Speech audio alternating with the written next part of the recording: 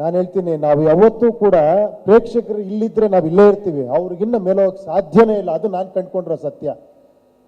100% ಹೇಳ್ತೀನಿ. ನಾವು 10 ಅಂದ್ರೆ ಅವ್ರು 15 ಮೆಟ್ಲು ಮೇಲೆ ಇರ್ತಾರೆ. ಯಾಕಂದ್ರೆ ಇನ್ನೋಸೆಂಟ್ ಆಗಿ ನೋಡ್ತಾರೆ ಅವರು. ಅವ್ರು ಯಾವ ಬಯಾಸ್ಡ್ ಇಟ್ಕೊಂಡು ಏನೋ ಕ್ಯಾಲ್ಕುಲೇಷನ್ ಇಟ್ಕೊಂಡು ನೋಡೋದಿಲ್ಲ. ಒಂದೇ ಒಂದು ಸಿಂಪಲ್ ಎಕ್ಸಾಂಪಲ್ ಹೇಳ್ತೀನಿ.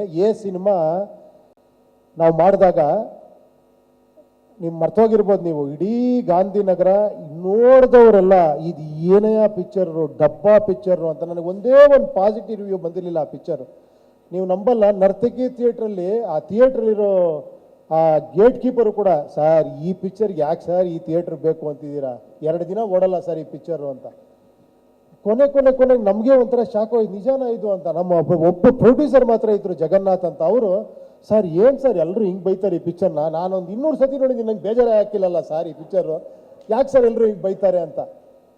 ನಂಬಲ್ಲ ನೀವು, ಫಸ್ಟ್ ಸೆನ್ಸಾರಲ್ಲಿ ಆಫೀಸರು ಹೊಟ್ಟೋದ್ರು, this is unfit for release ಅಂದ್ಬಿಟ್ಟು ನಿಮ್ಗೆ ಯಾವ ಸರ್ಟಿಫಿಕೇಟ್ ಕೊಡಲ್ಲ ಅಂತ ಎದ್ದೋಗ್ಬಿಟ್ಟಿದ್ರು. ನಂಬ್ತೀರಾ? ಹೇಳೋಕ್ಕಾಗಲ್ಲ ನೋಡಿ. ಯಾರೂ ಇಷ್ಟಪಡಿದ್ರು, ಆ ಫೈನಾನ್ಷಿಯರೇ ಇಷ್ಟಪಟ್ಟಿಲ್ಲ ಪಿಕ್ಚರ್ನ. ದುಡ್ಡು ಕೊಟ್ಟವ್ರು ಯಾರೋ ದುಡ್ಡು ಕೊಟ್ಬಿಡಪ್ಪ ವಾಪಸ್ ನೀವು ಪಿಕ್ಚರ್ ರಿಲೀಸ್ ಮಾಡ್ಕೊ. ಬಟ್ ಅದು ಮಿರಾಕಲ್ ಆಗೋಯ್ತು. ಅದು ಹೇಳೋಕ್ಕಾಗಲ್ಲ ನೋಡಿ. ಅದೇ ಹೇಳಿದ್ದು, ಅದು ಆಡಿಯನ್ಸ್ ಅಂತ. ಎಷ್ಟು ಕಾಂಪ್ಲಿಕೇಟೆಡ್ ಆಗಿದ್ರು, ಎಷ್ಟು ಚೆನ್ನಾಗಿ ರಿಸೀವ್ ಮಾಡ್ರು ಅಂದರೆ, ಆಮೇಲೆ ಎಲ್ಲರೂ ಚೆನ್ನಾಗಿದೆ ಅಂತಾರೆ, ಅದು ಬೇರೆ. ಬಟ್ ಆ ಕಾಂಪ್ಲಿಕೇಟೆಡ್ ಅರ್ಥ ಮಾಡ್ಕೊಂಡ್ರಲ್ಲ 25 ವರ್ಷದಿಂದ, ಎಷ್ಟು ಗ್ರೇಟ್ಸ್ ಇರ್ಬೋದು ಅಲ್ವಾ? ನೀವುಗಳು ನಾನು ಹೇಳ್ತಿರೋದು ನಿಮಗೆ, ಎಲ್ಲ ನೋಡ್ತಿರೋರಿಗೆ. ಸೊ ಆ ನಂಬಿಕೆ ಇವತ್ತಿಗೂ ನನಗಿದೆ.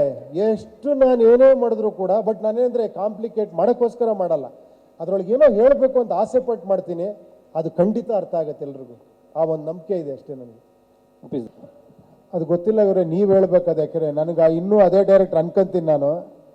ಬಟ್ ಸ್ವಲ್ಪ ಏನೋ ಇವ್ರು ಹೇಳ್ತಾ ಇರ್ತಾರೆ, ಸ್ವಲ್ಪ ಸರ್ ಇನ್ನೂ ಸ್ವಲ್ಪ ರ್ಯಾಶ್ ಆಗ್ಬೇಕು ನೀವು ಅಂತ. ನಾನು ಆಲ್ರೆಡಿ ಈ ರ್ಯಾಶ್ಗೆ ಇವರು ಅರವಿಂದ್ ಅವ್ರು ಬಂದಾಗ ಒಂದು ಕ್ವಶನ್ ಕೇಳರು ಇವ್ರನ್ನ, ಮನೋಹರ್ ಅವ್ರನ್ನ, ಈತನ ಇಂಟೆನ್ಸಿಟಿ మీరెలా ತಟ್ಕೊಂಟಾರು అని. ಹೌದಾ, ఏంటి ಅಂದ್ರೆ ಅವ್ರಿಗೆ ಗೊತ್ತಾಗಿಲ್ಲ ಇನ್ನು. ಇವ್ರಿಗೆ ಸ್ವಲ್ಪ ಗೊತ್ತಾಗಿದೆ, ಶ್ರೀಕಾಂತ್ ಗೊತ್ತಾಗಿದೆ. ಅದೇನು ಮಾಡೋಕ್ಕಾಗಲ್ಲ. ಒಬ್ಬ ಡೈರೆಕ್ಟರ್ ಅಂದರೆ ಈಗ ಹೆಂಗಿದೆ ಅಂದರೆ, ಎವ್ರಿಥಿಂಗ್ ಈಸ್ ಹೋರಾಟನೇ. ಒಂದು ಸಿನಿಮಾ ಮಾಡೋದಿದೆಯಲ್ಲ, ಅದು ಡೈರೆಕ್ಷನ್ ಮಾಡೋದು ಅನ್ನೋದಿದೆಯಲ್ಲ, ಅದು ಪ್ರತಿ ಕ್ಷಣ ಹೋರಾಟ. 24 hours ನೀವು ಅದರೊಳಗೆ ಇರಬೇಕು. ಕೆಲವು ಸತಿ ಇವರೆಲ್ಲ ಅನ್ಕೊಂಡಿರ್ಬೋದು, ಇವ್ಗೆ ಏನು ಕೆಲಸ ಇಲ್ಲ ಅದಕ್ಕೆ 2 ವರ್ಷದಿಂದ ಇಲ್ಲೇ ಇದ್ದಾನೆ ಅಂತ. ನನಗೂ ಕೆಲಸ ಇದೆ ಅನ್ಸುತ್ತೆ. ಹಿಂಗೆ ಅನ್ಕೊಂಡ್ಬಿಡ್ತಾರೆ ಅವ್ರು. ನಾನು ನೋಡ್ರೆ 9 ಗಂಟೆನೇ ಇರ್ತೀನಿ, ಇವ್ರು 11 ಗಂಟೆಗೆ ಬರ್ತಾರೆ. ನಾನು ಅನ್ಕೊಂತೀನಿ ನಾನು ತುಂಬ ಫ್ರೀ ಇದ್ದೀನಿ, ಎಲ್ಲರೂ ಬ್ಯುಸಿ ಇದ್ದಾರೆ. ಇವರೆಲ್ಲ ಸಿಕ್ಕಾಪಟ್ಟೆ ಬ್ಯುಸಿ ಇರೋರು, ನಾನೊಬ್ಬನೇ ತುಂಬ ಫ್ರೀ ಇರೋದು 2 ವರ್ಷದಿಂದ. ಇದೇ ಡೈರೆಕ್ಟ್ರಲ್ಲಿ ಆಗಿರೋ ಬದಲಾವಣೆ ಅಂದರೆ. ಇಲ್ಲ, ನಿಜ ಹೇಳ್ಬೇಕಾದ್ರೆ ಈ ಡೈರೆಕ್ಟ್ನ ಉಳಿಸಿರೋದು ನೀವುಗಳೇ. ನಿಜವಾಗ್ಲೂ ಪ್ರೆಸ್ ಅವರು, ಫ್ಯಾನ್ಸು, ಪ್ರೇಕ್ಷಕರು. ಇವತ್ತಿಗೂ ಒಂದು ಡೈರೆಕ್ಷನ್ ಮಾಡ್ತೀನಿ ಅಂದರೆ ಆ ಕೊಡೋ ಒಂದು ಉತ್ಸಾಹ ಇದೆಯಲ್ಲ, ನನ್ನ ತಲೆಯೆಲ್ಲ ಗಿರ್ರಂತ ಇರೋ ಬರೋ ಲೈಟ್ಸ್ ಎಲ್ಲ ಓಪನ್ ಆಗ್ಬಿಡುತ್ತೆ ನನಗೆ. ಸೊ ಅದೇ ಕಾರಣ ಅಷ್ಟೇ, ಏನಾರ ಮಾಡಬೇಕು ಅಂತ. ಬಟ್ ಸಿನಿಮಾಲ್ ಸಿಕ್ಕಾಪಟ್ಟೆ ಸರ್ಪ್ರೈಸ್ ಇರುತ್ತೆ, ಜ್ಞಾಪಕ ಇಟ್ಕೊಳ್ಳಿ. ಅಲ್ಲಿ ಸ್ವಲ್ಪ ತಲೆ ಕೆಡಿಸ್ಕೊಬೇಕಾಗತ್ತೆ ನೀವು. ಸರ್ ನನಗೆ ಆ ನಂಬಿಕೆ ಇದೆ. ಯಾಕಂದರೆ ನನಗೆ ಆ ನಂಬಿಕೆ ಇಟ್ಟೆ ಸಿನಿಮಾ ಮಾಡಿರೋದು. ನಾನು ಯಾವತ್ತು ತುಂಬ ಜನ ನನ್ನ ಜೊತೆಲಿರೋರು ಹೇಳ್ತಾ ಇರ್ತಾರೆ, ಅರ್ಥ ಆಗುತ್ತಾ ಇದು ಅಂತ.